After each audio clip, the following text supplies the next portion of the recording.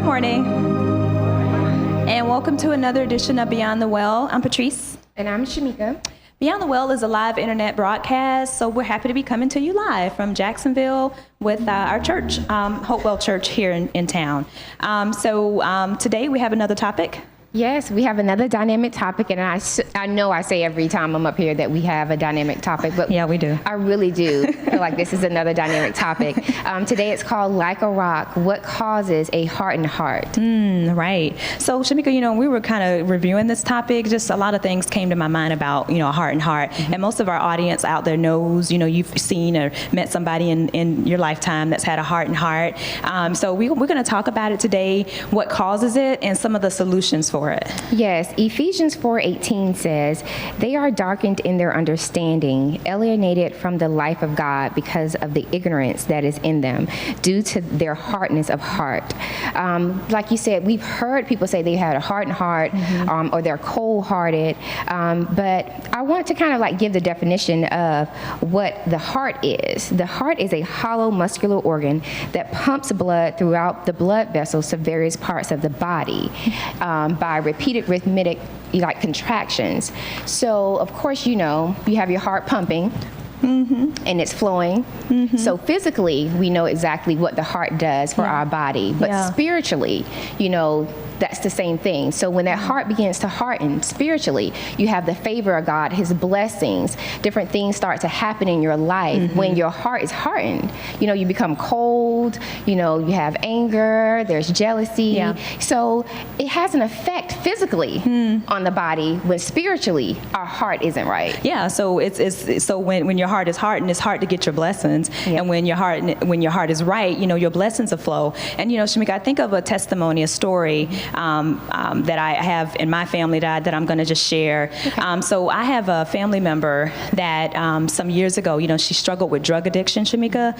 She struggled with drug addiction, and she had been kind of in and out of jail, in and off the street. She had a really tough life. Mm-hmm. And we, one particular time, we had a family reunion, and she came to the family reunion, and so we were trying to get her to pray with us, and she refused to pray. She did not want to come and pray with the rest of the family. Wow. So she was just like, no, I'm not going to pray. So I remember we were trying to get her to after that, we were trying to get her to come to church. She didn't want to come to church. So I just felt like I just started praying for her. Lord, help her, help her get saved. Lord, don't let her die in the streets. You don't want anybody to die in their sin. So I just started praying for her.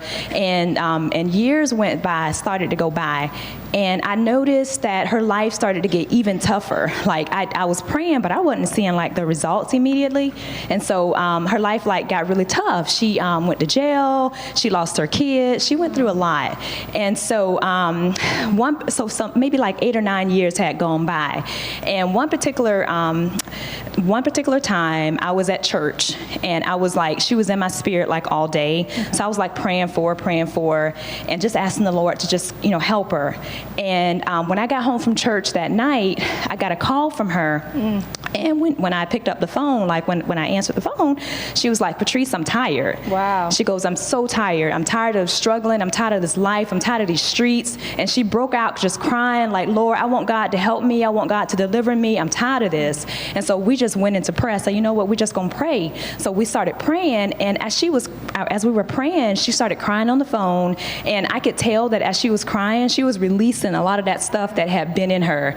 Wow. And so she was crying and just releasing it. And I just felt like the Holy Ghost was just breaking her free from that. And so after the call was over, we gave God glory. We hung up the phone. So the next day, I went to, got off the phone. And the next day I got up, it was a normal day. I went to work. And so when I got home from work that day, I had several messages from her.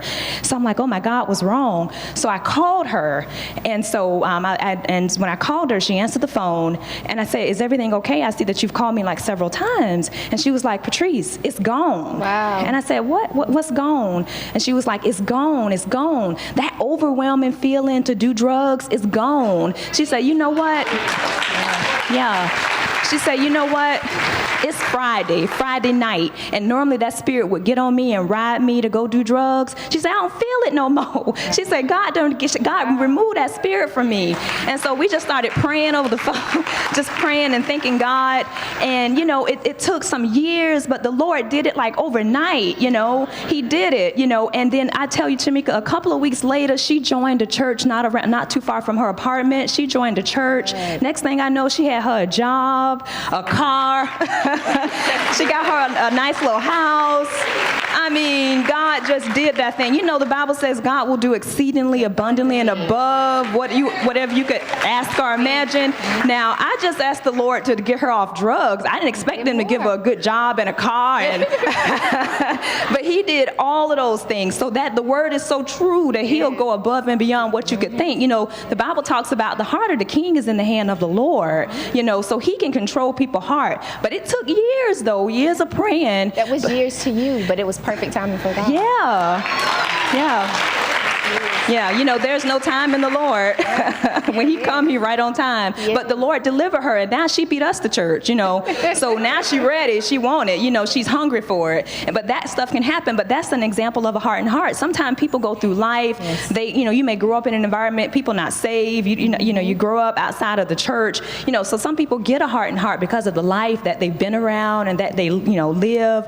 But eventually, if you sow that seed of faith and you pray and continue to nurture it, regardless of how bad it looked, just keep praying for them, and God will do it. It may take some time, but I'm a witness that He'll do it eventually. He'll do it, So, so He can change your heart. You're absolutely right. And like you said, a lot of times that pride also causes a hardened heart. And with your cousin, when you guys tried to pull her, together as a family, her pride wouldn't allow her, to have that softened heart. And that's what happens to us sometimes.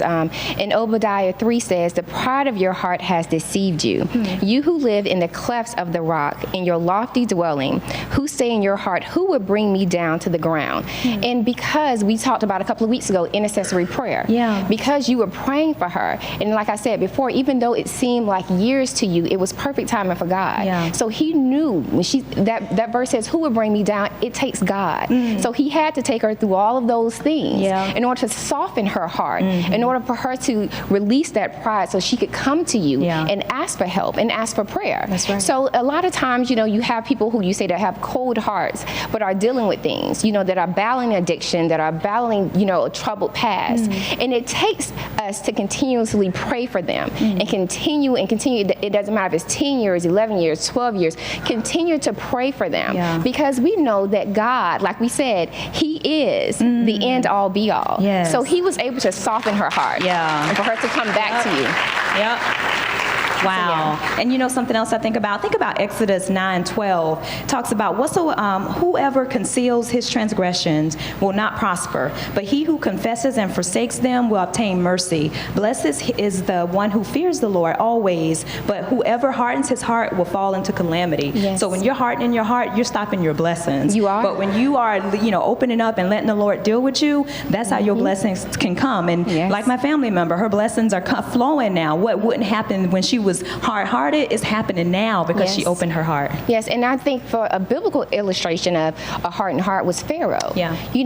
He did over and over what God didn't want him to do, and God kept warning him and warning him and warning him and warning him. So he's another example of a person with a hardened heart in the Bible. But Psalms 139 says, search me, O God, know my heart, try me, know my thoughts, and see if there be any grievous way in me, and lead me in the way everlasting. Proverbs 4:23 warns us, watch over your heart with all diligence, for from it flows the springs of life. And that goes back to what I was saying in the beginning.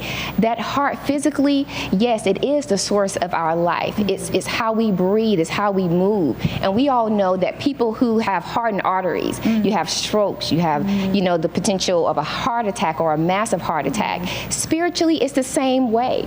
When your heart is hardened towards God, that blood can't flow easily as it should. You start having ailments, you start having problems and you start having stress and depression. So remember, physically, our heart is important, but spiritually, it's even more important. So make sure that you guard your heart. You know, make sure you guard your heart. Yeah, and check yourself. I mean, if your blessings are not flowing, check your heart. You may have unforgiveness. You may have things stored up in you. Check your heart. I realize now when I forgive and release and let go, let folk do what they're going to do, and just release that, and I notice how the blessings flow. So you got to guard your heart. Guard your heart. Yes, you do. Yeah, so we're about out of time today, right? Yes. So we want to thank our audience for joining us. Remember, we'll be upstairs answering your questions. Go on our Facebook page and share your feedback with us. We'd love to hear from you. Yes. So remember, until next time, the Lord wants you to go beyond your church, beyond your community. And make sure you check your blood pressure to make sure that your heart is beating correctly, spiritually and physically, and go beyond the well. Go beyond the well. Thank you.